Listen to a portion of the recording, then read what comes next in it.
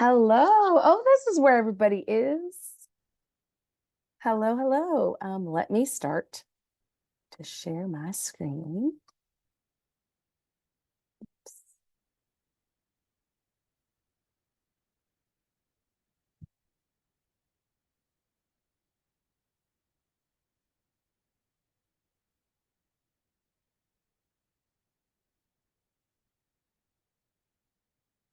All righty. And let me just make sure that we are recording. Yes, we are. Hi, welcome everyone. It is 7:20, so I'm going to go ahead and get started. My name is Maritza Gonzalez. I'm Associate Director of Admissions and Recruitment at the University of California, Davis. We are the northernmost UC campuses, of the UC campuses. You will see my email on the screen, and it will also be linger at the end of the presentation on my final slide as well, if you guys want to jot that down. If it goes anything like the previous presentation, this presentation will be full of dense information. You might need a little bit of time to percolate it and send your questions later, but also try to leave a couple minutes at the end to be able to answer any questions in person that you might have if you just want to unmute at a later date. I can't see the chat while I do this presentation, unfortunately, and honestly, I'm just going to be talking for the majority of the time. I do need most of the window of time, but I'll be happy to try and take a few questions at the end. And again, please don't hesitate to email me. I have been with the University of California, Davis for 12 years. Prior to that, I worked in undergraduate admissions at the University of California, Berkeley. And before that, I worked in the new student orientation program at UCLA. So I'm very familiar with the UCs, the UC application. I myself am a product of the UC as well. I used to have a University of California degree. And I'm here to give you a little bit more in-depth guidance and information about the UC application that I hope will be helpful to you. So before you start, I do encourage students and their families to take a look at all of the different majors within the UC system. We do vary both in our location, in our campus community, our environment, and the campus majors that are offered.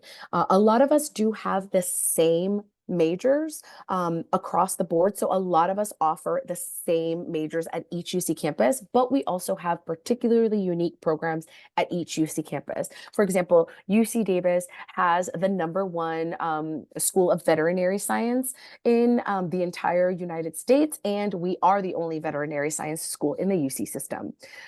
Berkeley has an undergraduate architecture program that does not exist elsewhere. So it is important for you to investigate and research each individual UC campus. I tell students the best and most fun way to do that is just whatever your favorite social media is, follow the campuses you're interested in on those social medias. We've got it all, whichever one you like, we've got a channel for it. So it's a really great way to learn more about the campus community.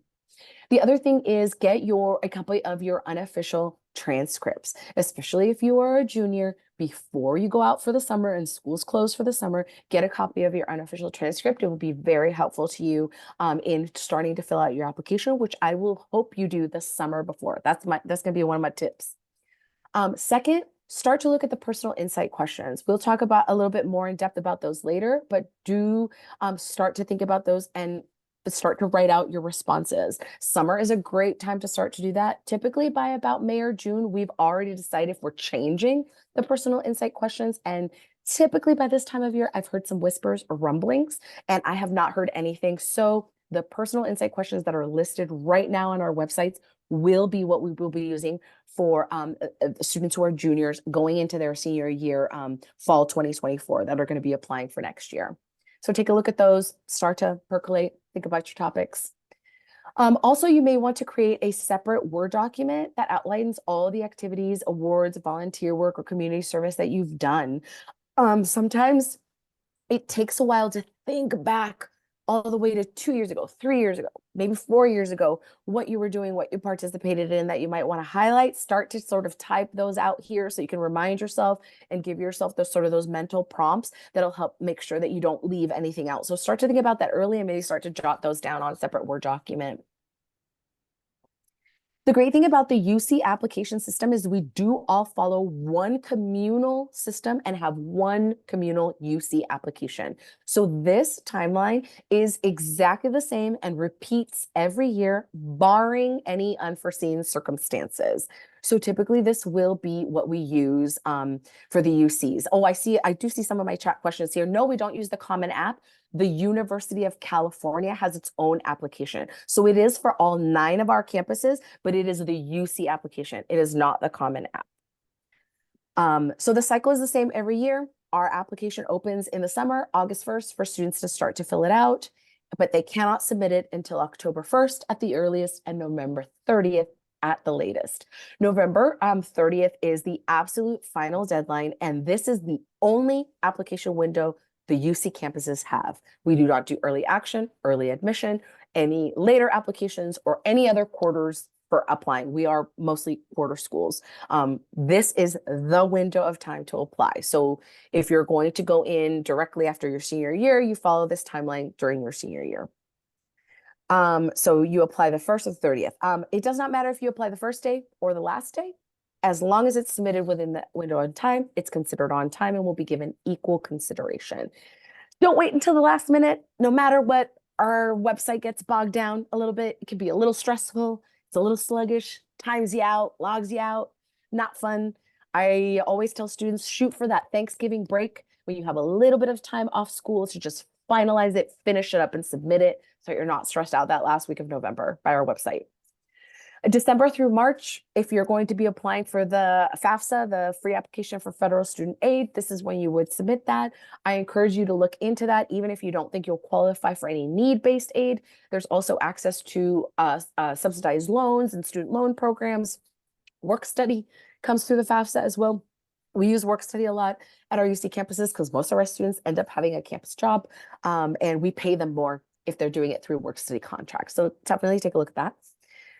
February through March is when our admissions decisions will be posted. Most campuses will have posted their admissions decisions right around like the middle of March at the latest. Pretty much nobody goes toward the end of the March. Only very, very few post their admissions decisions at the end of February, but each campus will notify you when their decisions are going to be posted. Each UC campus has their own website where they will post admissions decision. We'll talk about that a little bit more at the end. So you get all of that time to sort of review the campuses that you've got admitted to before you have to make a decision, which is on May 1st.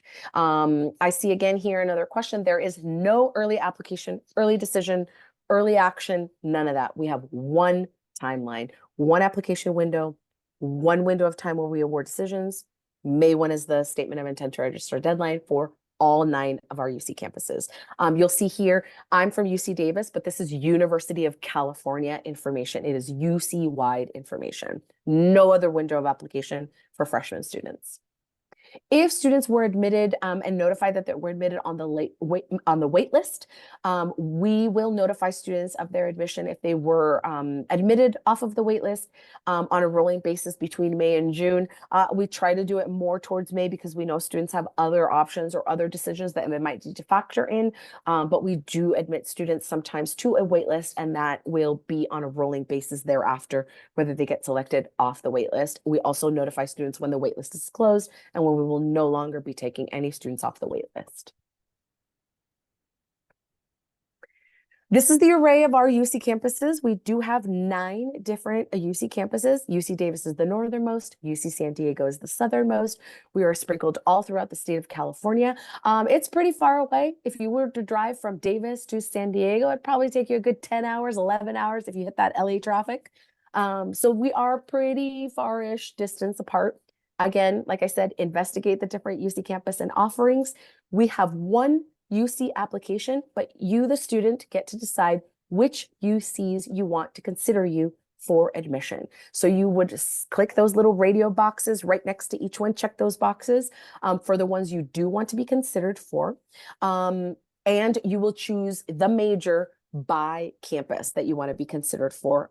Almost all of us also have a second major option if you want to give us an alternate choice of majors that you're considering. All of us also have what's it called? Undeclared or undecided as options as well. Each UC campus will receive their own copy of your application.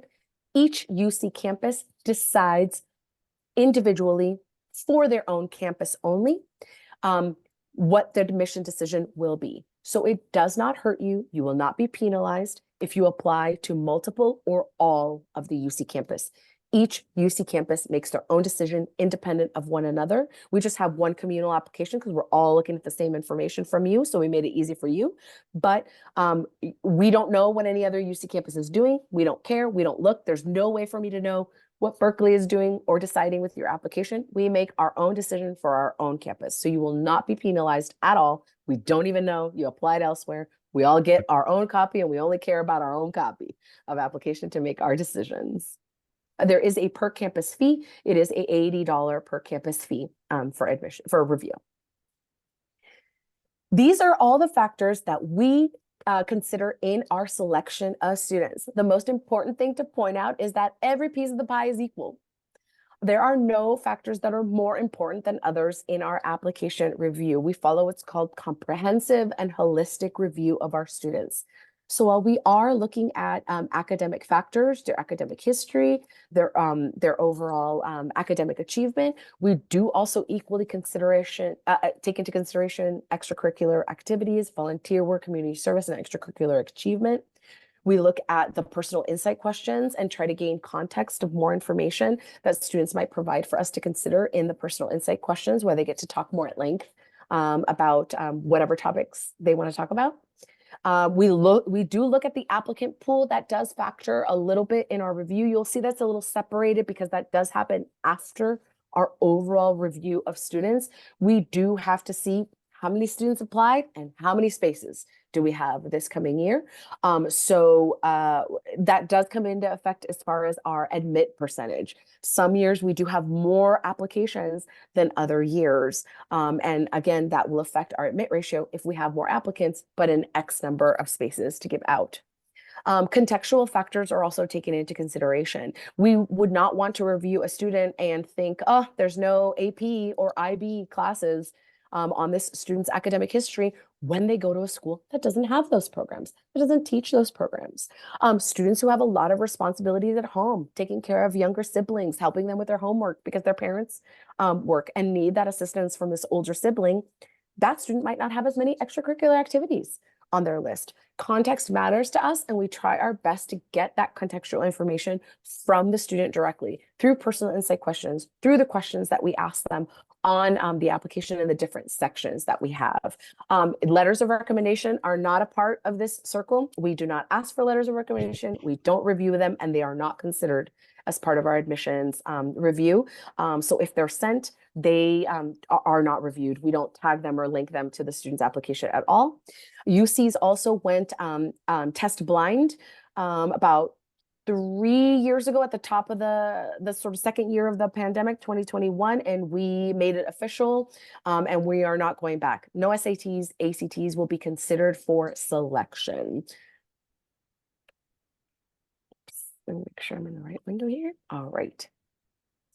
I wanted to show you a little bit of review. I won't spend much time on this except to point out that the academic history on the UC application includes grade 9 all the way through their planned senior year courses. So please include your planned senior year curriculum.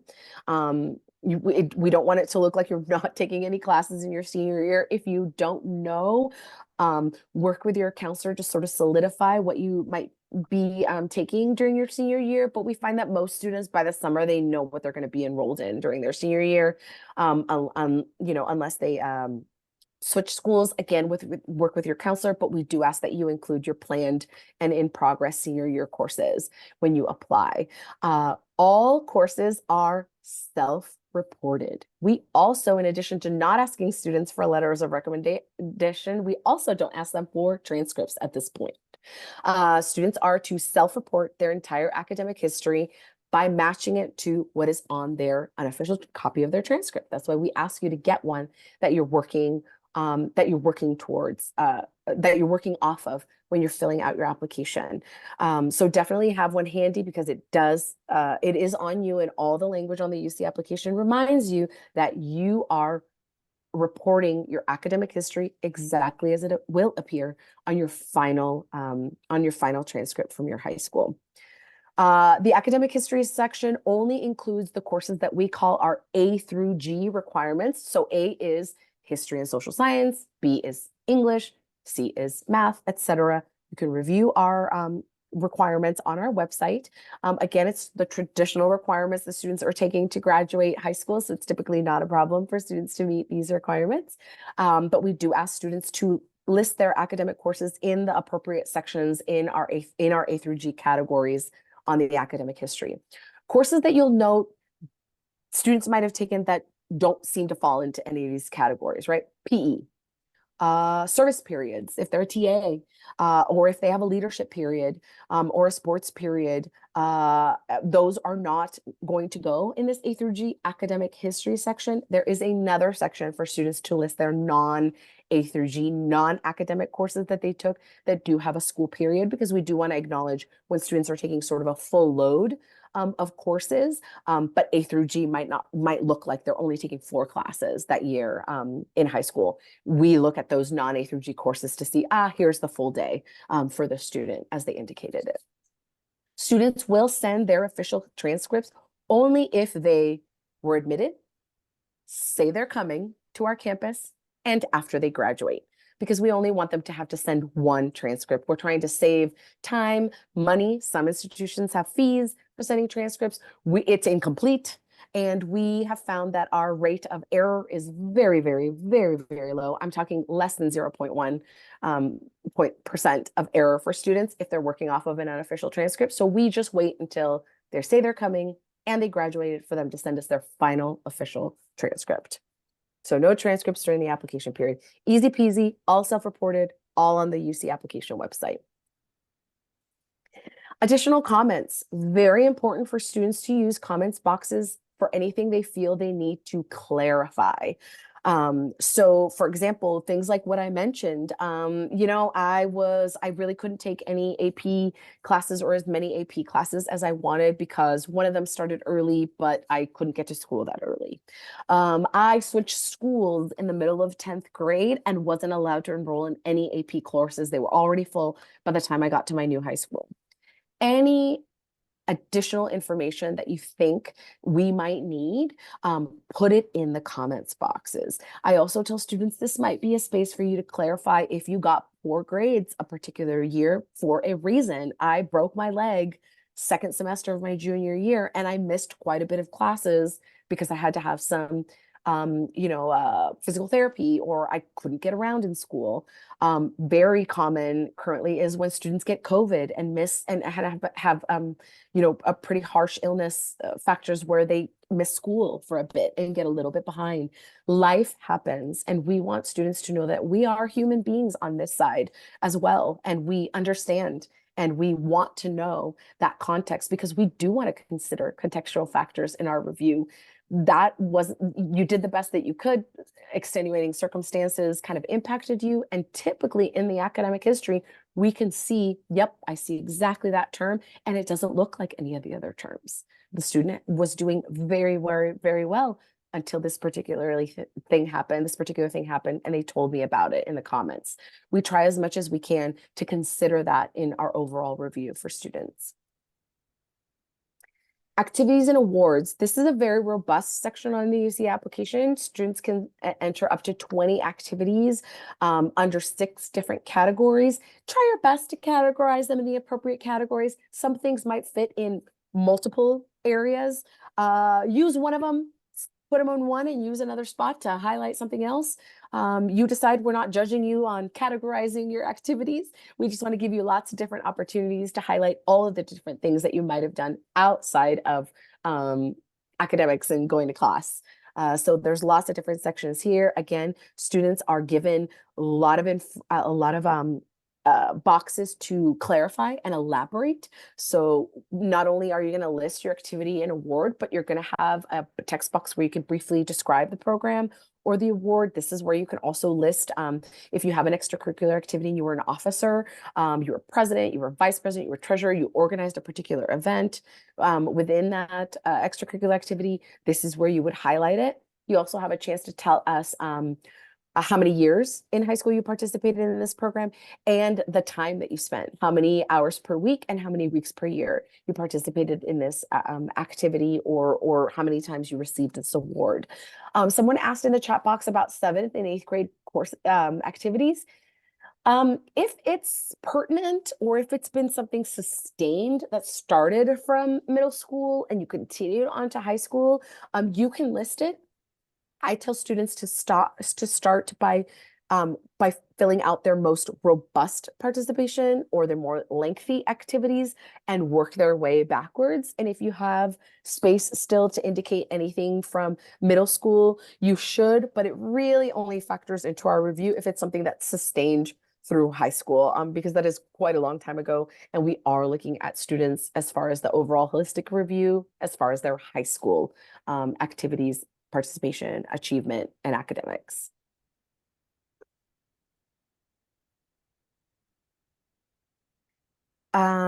Scholarships and other programs. The UC application is a UC scholarship application at the same time. This is one of the sections of the UC application where we ask that students choose as many options and all of the categories that apply to you so that we can consider you for scholarships given by UC. For the most part, these will be merit-based scholarships. That means it does not look at whether you are a resident or non-resident of the state of California, whether a US citizen or an international student who needs a visa to study here. None of those factors come into play for the most part for most of our scholarships that we offer from UC. Almost all of them are going to be merit-based. So definitely look at this section, spend some time with your family looking at this section or with your student so that you can make sure you give yourself as many opportunities for that free money for those UC scholarships as you can. Personal insight questions. We have 8 personal insight question prompts that students can choose from. They will choose 4 that they will write about 350 words max for each response. All questions hold equal value. We don't prefer or like some more than others. It really is up to the individual student what it is that they want to highlight and talk about. And that typically will sort of lend itself better to one of the prompts versus others. Sometimes it helps for students to look at the prompts and think about what they might want to write from each prompt. Sometimes students approach it the other way. They think about what are the things in my life and in my academic or personal achievement that I want to highlight, and what questions sort of best allows me to elaborate on that topic. Either way is fine, but there's kind of multiple ways to look at it because ultimately we want the students to highlight what they want to highlight about themselves and their personal and their academic achievements. Sometimes students want to talk about their future goals because they're particularly career oriented already at this point, or have done some additional information or activities that lend themselves to a particular career, as some students are not. Some students want to talk about their activities or sport that they dedicated a lot of time and effort to, or music achievement. Any topic is okay. I want to learn more about the student. So think about what speaks to you and what you want to highlight. Oh, this is good. Is PIQ replacement of essay on Common App? Sort of. We don't call it an essay. Let me switch to the next slide so you can look at the questions here while I'm talking and some of the guidelines. We actually steer students and try to steer away from using the term essay because we don't care about the format, the style, the structure. We don't care about grammar, punctuation, spelling errors. Those will happen to the best of us. We really want to pull out the content. What I want to learn about you. I don't care that grammar or errors are in there. Sometimes if you type it in a Word document and copy and paste it in there, you'll get some funky symbols. I try my best to just pull and understand the information the student is trying to tell me about themselves. What works best is to speak in the first person. In your own natural voice, in your own writing style. That's why sometimes the Common App prompts don't lend themselves well to the PIQ. Sometimes they will, and students can rework the topic to sort of be more personal and more in their natural voice, which is really what we want to hear. A great way that I find students really relate to these questions and in thinking about these prompts is think about how you would answer these questions if we were in a room together and I asked you if we did admissions interviews, which none of the UCs do. We unfortunately have way too many students, and so we've just catered our application to be more like this, PIQs included. But how would you answer this question if we were talking to each other? That's kind of the vibe and the personal natural voice that we're looking for. We find we learn the most about our students that way. Students tend to be able to speak about themselves better in that style. Sometimes bragging is hard, especially if we come from families where being humble is valued, and that is a great quality to have, not on a college application. I tell students, college application, put that to the side and brag, brag, brag, brag, brag. And that's what this is an opportunity for the students to do. There's no wrong topic. There's no right or wrong answer. I'm just trying to learn more about you as a person, you as a student. What do you like? What are your achievements? What are you proud of? And what speaks to you sort of in your life and sort of in your future academic goals if you choose to answer the future academic goals question. I'll tell you two common, not so helpful topics that students choose sometimes on their PIQs, and I'll tell you a way to make them more helpful in the context of our selection review. This tends to happen when students talk about an external event. So they had a big game or a big speech tournament. They were organizing prom, something like that, a big music competition, or when they talk about a mentor, when there is an external person that they are talking about.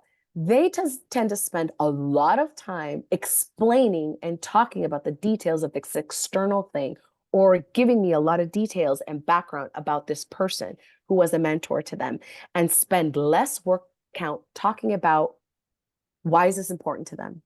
What did they learn from that event or this person? What fulfilled them? What did they gain from it? Why are you telling me this in your application? If students can steer towards making more I statements, that's not a wrong topic to choose to talk about a big event or something pivotal that happened to them or a mentor. Those are great topics to talk about and can be very impactful for a student, but focus on making I statements. Your sentences should have I's or the word I in them, or a self-reflection type of feel to them.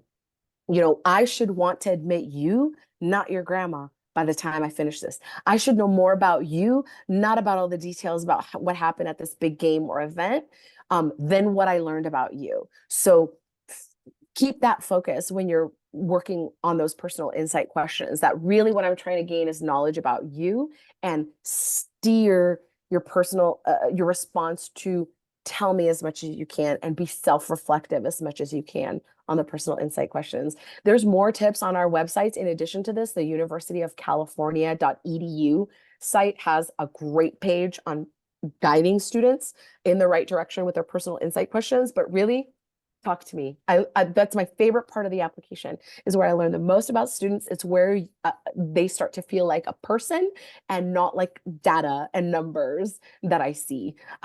So really take your time. They can be quite impactful.